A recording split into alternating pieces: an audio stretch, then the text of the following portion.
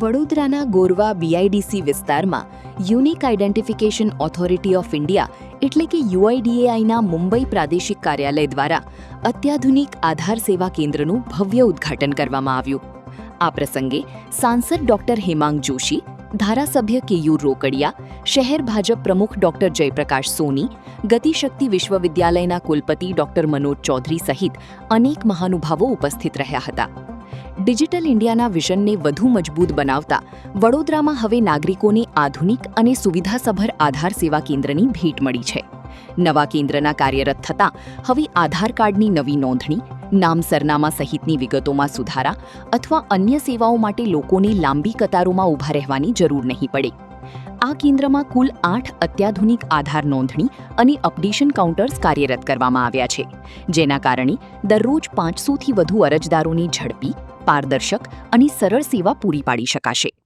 ખાસ વાત એ છે કે નોકરિયાત અને વ્યાવસાયિક વર્ગની સુવિધાને ધ્યાનમાં રાખીને આ આધાર સેવા કેન્દ્ર શનિવાર અને રવિવારે પણ કાર્યરત રહેશે, જેથી લોકોને પોતાના કામકાજ વચ્ચે પણ સરળતાથી આધાર સંબંધિત સેવાઓનો લાભ મળી શકશે.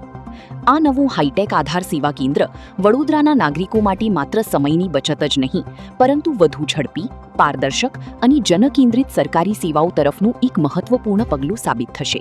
આજે વડોદરામાં એક નવતર અભિગમ સાથે ડિજિટલ ઇન્ડિયાના જ એક જીવતા જાગતા ઉદાહરણ સમા એવા આધાર સેવા કેન્દ્રનું આજે ઉદ્ઘાટન કરવામાં આવ્યું છે.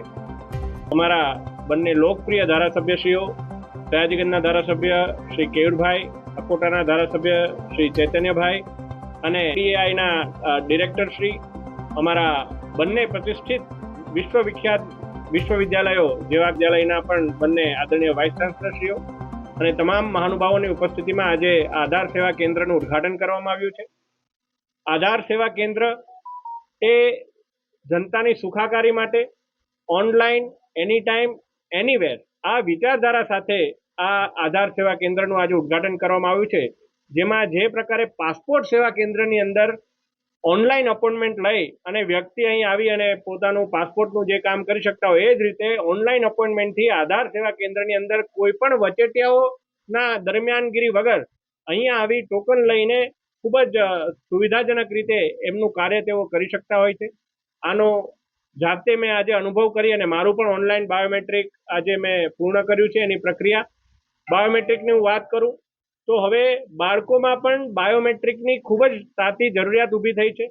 ઘણા બધા બાળકોને પણ સરકારી લાભો જે મળવાના હોય, કોમ્પિટિટિવ એક્ઝામ્સ આપવાની હોય, આ બધાની અંદર પણ બાળકોનું બાયોમેટ્રિક અને એના બેંક સાથેનું જે આપણે કનેક્ટ કરવાનું હોય એની અંદર પણ આધાર બાયોમેટ્રિક બાળકોનું મહત્વનું છે. ત્યારે આ બાયોમેટ્રિકની પ્રક્રિયા પણ અહીંયા સંપૂર્ણપણે થશે. વડોદરાના નાગરિકોને મારે જણાવવાનું કે સૌથી સારી બાબત એ છે કે શનિવારે ને રવિવારે પણ આ આધાર સેવા કેન્દ્ર એ અહીંયા ખુલ્લું રહેશે. યુટ્યુબ પર KNK મીડિયા નેટવર્કને સબસ્ક્રાઇબ કરો, ફેસબુક અને ઇન્સ્ટાગ્રામ પર ફોલો કરો અને દરેક પોસ્ટને લાઇક અને શેર કરવાનું ભૂલશો નહીં.